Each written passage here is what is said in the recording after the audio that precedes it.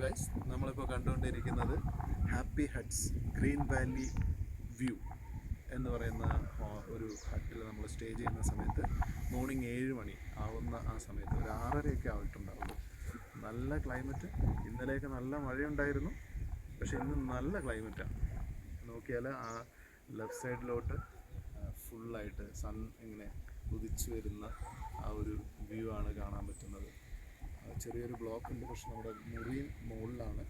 അതിൽ നിന്ന് നല്ല വ്യൂ ആണ്. അത് കാണുമ്പോൾ നല്ല ബ്രൈറ്റായിട്ട് നല്ല തെളിഞ്ഞ അന്തരീക്ഷമായിരിക്കും. പക്ഷെ ക്ലൈമറ്റ് ഒരു രക്ഷയില്ല, നല്ല തണുപ്പും.